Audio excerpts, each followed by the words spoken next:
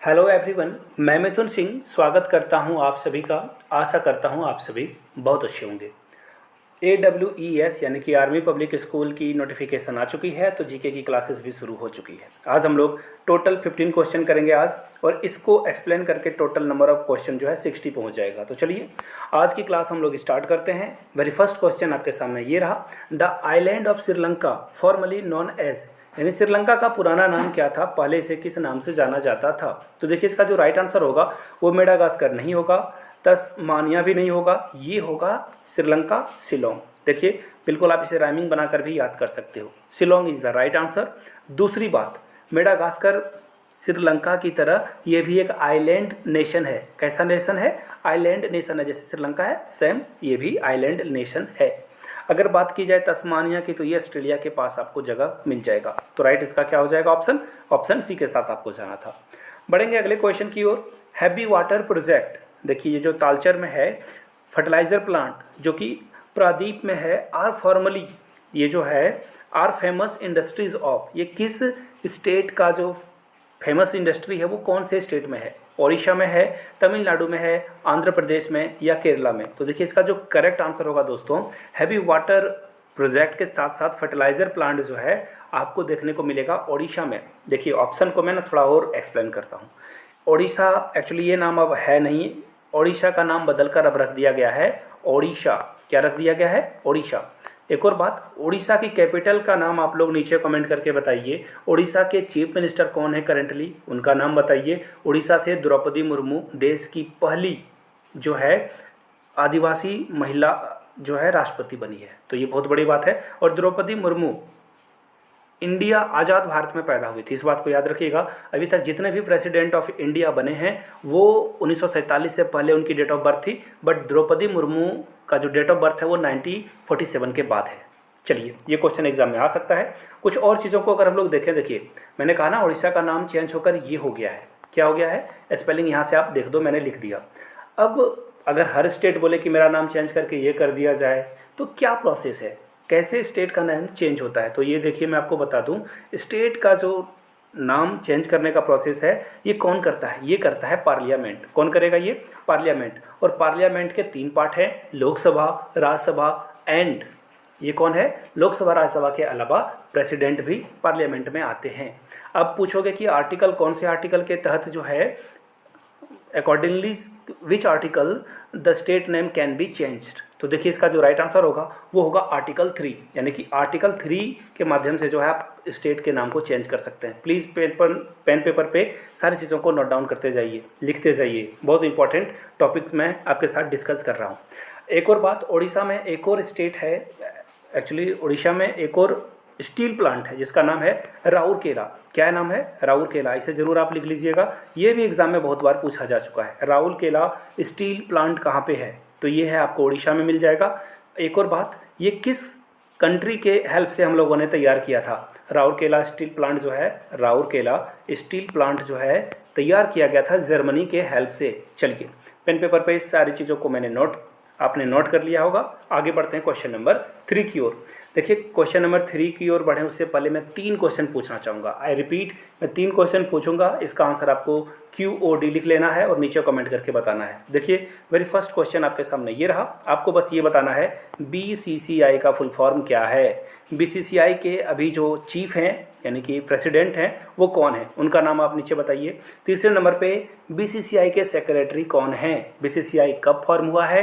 Actually ये चौथा पाँचवा क्वेश्चन होगा, आप लोग 4th और 5th में ऐड कर लेना। BCCI के सेक्रेटरी कौन है और BCCI कब फॉर्म हुआ था, किस ईयर में, और इसका जो हेड ऑफिस है वो कहाँ है? ये सारे क्वेश्चन का आंसर आप लोग नीचे कीजिए, आपका नाम अगली वीडियो में जरूर आएगा। अगले क्वेश्चन की ओर हम लोग बढ़ते हैं। Durand cup is associated with the game of, Durand cup जो है कौन से गेम से एसोसिएटेड है? अगर आप सोच रहे हो क्रिकेट तो बिल्कुल पागलपन है, नहीं सोचना था आपको। राइट आंसर आपका होगा फुटबॉल। डूरंट कप जो है वो फुटबॉल से संबंध है। और डूरंट कप कब से एग्जिस्टेंस में आया? तो 1988 से। याद रख लीजिए, पेन पेपर पे नोट करते जाइए। और इंडिया की अगर जो नेशनल स्पोर्ट्स के बारे में पूछा जाए तो hockey is our national sports. हमारे पड़ोसी देश पाकिस्तान का भी नेशनल स्पोर्ट्स जो है हॉकी ही है। ऑस्ट्रेलिया में जो क्रिकेट है वो नेशनल गेम है। आगे बढ़ते हैं क्वेश्चन नंबर 4 की ओर। First international peace congress was held in London in. देखिए लंदन में तो पहला इंटरनेशनल पीस कांग्रेस हुआ था, लेकिन कब हुआ था ये बताना है आपको। यहाँ पे इन छूट गया है, ये कब हुआ था ये बताना है आपको। तो देखिए इसका जो करेक्ट आंसर होगा वो होगा 1843 में। कहाँ हुआ था? 1843 में लंदन में हुआ था। और एक और इम्पॉर्टेंट चीज़, एक और इन्फॉर्मेशन याद रख लीजिए, यूके जो है ना, यूनाइटेड किंगडम, इसकी कैपिटल क्या है? लंदन है। कैपिटल का नाम क्या है? लंदन है। चलिए क्लियर हो गई। लंदन जो है थेल्स नदी, देखिए टेल्स नदी इसे बोलते हैं या जो भी है वट एवर, THALES, इसके किनारे जो है स्थित है, सिचुएटेड है इस नदी के किनारे, रिवर के किनारे। चलिए क्वेश्चन नंबर नेक्स्ट की ओर हम लोग बढ़ेंगे, क्वेश्चन नंबर 5 की ओर। G15 is an economic group of, G15 जो है कौन सा इकोनॉमिक ग्रुप है? First world nation, second nation, third nation या फोर्थ वर्ल्ड नेशन का? तो देखिए इसका जो करेक्ट आंसर होगा वो क्या होगा? ये है थर्ड वर्ल्ड नेशन।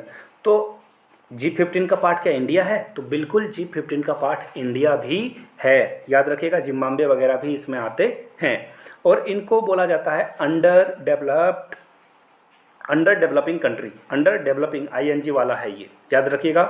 इसका जो हेडक्वार्टर है वो आपको कहाँ मिलेगा? हेडक्वार्टर ये मिल जाएगा आपको जेनेवा में। और जेनेवा कहाँ मिलेगा आपको? स्विट्जरलैंड में।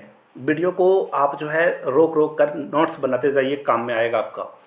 आगे देख लीजिए कुछ और इम्पोर्टेंट क्वेश्चन है। G7 कभी कभी पूछ दिया जाता है G7 के बारे में।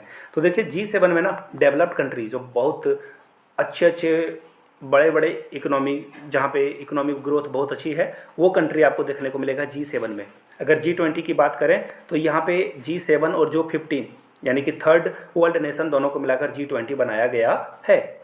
अगले क्वेश्चन की ओर हम लोग बढ़ेंगे। और एक और बात, G7 की बात मैंने की थी, तो इंडिया इसमें ऑब्जर्वर कंट्री है, ऑब्जर्वर कंट्री के रूप में इसे शामिल किया जाता है। फुल फ्लेजेड ये जो है पार्ट ऑफ G7 नहीं है। अगले क्वेश्चन की ओर हम लोग बढ़ेंगे। एक और बात देखिए याद आ गया मुझे, G8 ये पहले हुआ करता था, रसिया को यहाँ से धक्के मार कर निकाल दिया गया है बिकॉज ऑफ रसिया की बिहेवियर बहुत ख़राब रही है। अगले क्वेश्चन की ओर हम लोग बढ़ते हैं। Fathometer is use to measure, fathometer से क्या आप माप लोगे? अर्थक्वेक माप लोगे, रेनफॉल माप लोगे, ओशन डेप्थ माप लोगे या साउंड इंटेंसिटी? तो बिल्कुल साउंड इंटेंसिटी आप इससे नहीं माप सकते हो, डेसिबल से आप मापते हो। और इसका जो राइट आंसर होगा वो होगा ओशियन डेप्थ, यानी कि समुद्र की गहराइयों को मापने के लिए आप जो है फैथोमीटर का यूज़ करते हो। राइट आंसर आपका क्या हो जाएगा? Option C is correct answer. बढ़ेंगे अगले क्वेश्चन की ओर। उससे पहले एक इंपॉर्टेंट नोटिस, सूचना, जो भी समझो आप, सलाह समझ लो, एडवाइस समझ लो, पीस ऑफ एडवाइस आपके लिए। अगर आप आर्मी पब्लिक स्कूल की नोट्स की तैयारी कर चुके हो, नोट्स वगैरह बना लिए हो, तैयारी आपकी कंप्लीट हो चुकी है, तो इसके लिए देखिए क्या मैं आपको बता दूं, आप ना प्रीवियस ईयर क्वेश्चन पेपर से भी तैयारी कर सकते हो और मेरे हैंड रिटन नोट्स से भी। मैंने आर्मी स्कूल 3 टाइम्स क्वालिफाई किया है, मैंने कुछ समय वहाँ पे सर्विस भी दी है, उसके बाद मैंने यहाँ पे छोड़ा था। तो आप अगर मेरे हैंड रिटन नोट्स लेना चाहते हो तो 699 में आपको जो है ये क्या मिल जाएगा? नोट्स के साथ साथ प्रीवियस ईयर पेपर भी मिल जाएगा। अगर सिर्फ नोट्स लेना चाहते हो तो 599 में आपको ये नोट्स मिल जाएगा।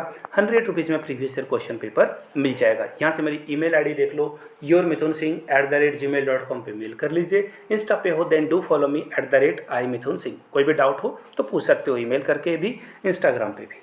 चलिए क्वेश्चन नंबर 7 की ओर हम लोग बढ़ते हैं। In which of the following festivals are both races special features? देखिए आपको ये बताना है कौन से फेस्टिवल में जो है बोट रेस देखने को मिलता है।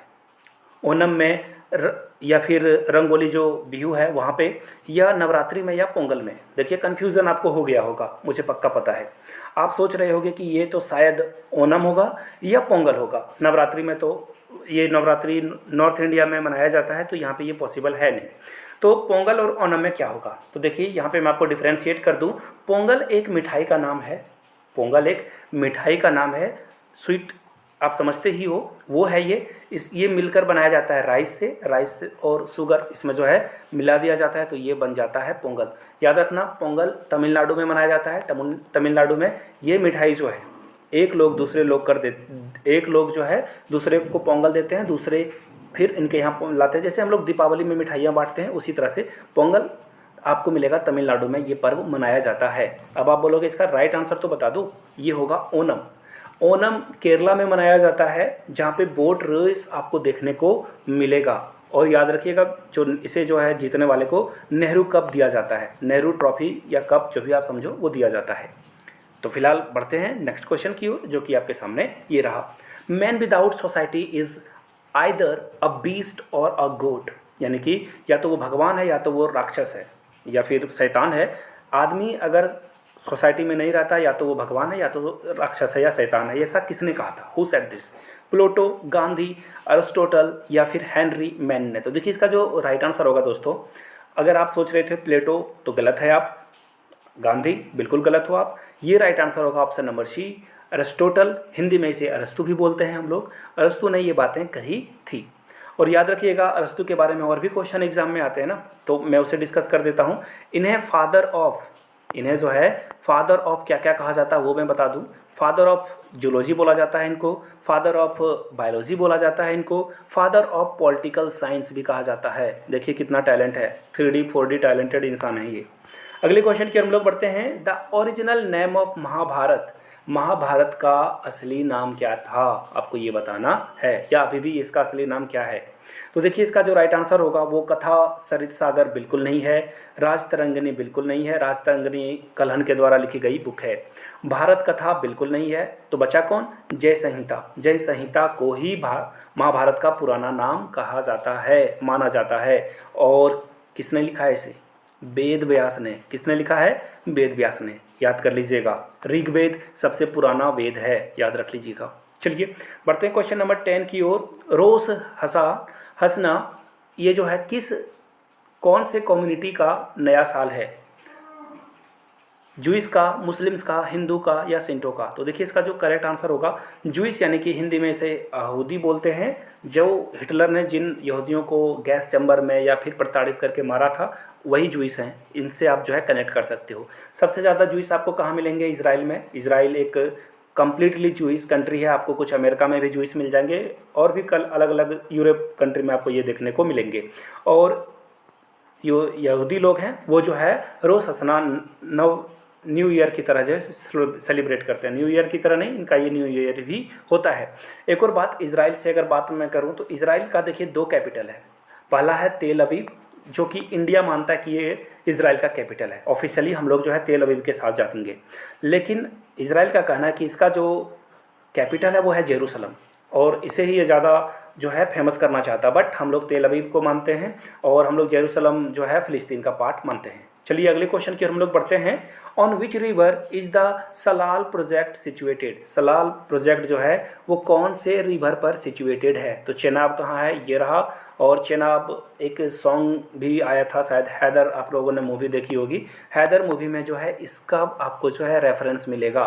किसका? चेलाम रिवर का। चलिए अगले क्वेश्चन की ओर हम लोग बढ़ते हैं। The United Nation Organisation was established on, पता नहीं, मुझे नहीं लगता कि ये कम से कम 1-2 हज़ार बार एग्ज़ाम में आ चुका होगा। अगर कम्पिटिटिव एग्ज़ाम की तैयारी कर रहे थे आप पहले बैंकिंग, एसएससी वगैरह में, तो ये क्वेश्चन ना भर भर के आया होगा बोरा में।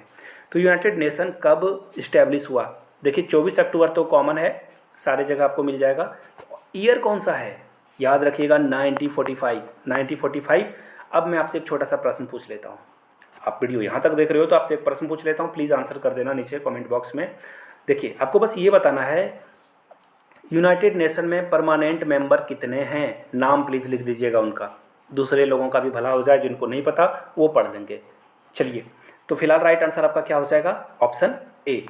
बढ़ेंगे क्वेश्चन नंबर 13 की ओर। Who was the first Indian astronaut to go to space? Space जाने वाले भारत के पहले अंतरिक्ष यात्री का नाम बता देना है। और वो जब अंतरिक्ष में पहुँचे थे तो इंदिरा गांधी ने उनसे पूछा कि वहाँ से आपको क्या दिख रहा है? उन्होंने कहा था सारे जहाँ से अच्छा हिंदुस्तान हमारा। समझ गए होगे आप। Rakesh Sharma is the man, जो कि हम लोगों के लिए प्राउड मोमेंट था, उन्होंने ये प्राउड मोमेंट इंडिया को दिया। B is the right answer. बढ़ेंगे क्वेश्चन नंबर 14 की ओर, जो कि आपके सामने ये रहा। Ashok Mehta committee 1977 was related to, आपको बताना है अशोक मेहता कमेटी जो कि 1977 में गठित की गई थी, उसका संबंध किससे था? जुडिशरी से था, सेंट्रल स्टेट रिलेशन से था, पंचायती राज सिस्टम से था, या रिजर्वेशन पॉलिसी के लिए इसे बनाया गया था? तो देखिए अगर आप जुडिशरी समझ रहे हो इनकरेक्ट हो आप, सेंट्रल स्टेट समझ रहे हो गलत हो आप, रिजर्वेशन गलत हो आप। पंचायती राज सिस्टम के लिए इसको बनाया गया था। और याद रखिएगा क्वेश्चन कई बार आ चुका है ये। 3 टियर जो है, सबसे पहले 3 टियर यानी कि पहला विलेज में होगा, दूसरा कहाँ होगा, ब्लॉक लेवल पे, तीसरा डिस्ट्रिक्ट लेवल पे। और ये याद रखना, बार बार पूछा जाता है पंचायती राज के बारे में। और 1959 में सबसे पहले इसको लागू किया था, किसके द्वारा लागू किया गया था, राजस्थान इज द स्टेट जिसने जो है पंचायती राज को लागू किया था। याद कर लीजिए, बहुत बार एग्जाम में आएगा। फिलहाल बढ़ते हैं अपने आखिरी क्वेश्चन की ओर। आप लोगों के पेशेंस के लिए बहुत बहुत धन्यवाद। आपने वीडियो यहाँ तक देख लिया है तो नीचे कमेंट करके जय हिंद जरूर लिख दें। वीडियो यहाँ तक देख लिया तो पसंद आ ही गया होगा, लाइक कर दीजिए वीडियो को। बहुत ज़्यादा पसंद आया तो किसी अपने दोस्त फ्रेंड को जरूर इसे रेफ़र कर दें। तो क्वेश्चन नंबर 15 को हम लोग पढ़ते हैं और आपको बताना है कि इंडिया में सबसे लार्जेस्ट टू स्मॉलेस्ट, आपको बताना है कि कम्युनिटी ग्रुप जो है वो कौन है। आदिवासियों के ग्रुप में अगर देखा जाए तो सबसे ज़्यादा कौन सा ग्रुप आपको जो है मिलेगा, तो भील सबसे ज़्यादा है। अगर शेड्यूल ट्राइब की बात की जाए तो भील सबसे ज़्यादा हैं, गोंड उसके बाद संथाल आते हैं। संथाल आपको मिलेंगे छत्तीसगढ़ झारखंड में। और भील आपको कहाँ मिलेंगे, भील आपको मिलेंगे गुजरात में। एक और इम्पॉर्टेंट बात, भील जो होते हैं सबसे लंबे होते हैं, सबसे टॉलेस्ट जो है ट्राइब्स होते हैं, याद रखिएगा। और सबसे छोटे जो ट्राइब्स होते हैं वो आपको मिलेंगे मेघालय से। तो आज की क्लास यहीं तक। आप सभी का बहुत बहुत शुक्रिया, धन्यवाद, थैंक यू। और मन लगा के पढ़ते रहिए, वीडियो चैनल पे आते रहेगी, चैनल को सब्सक्राइब कर लीजिए। Thank you so much.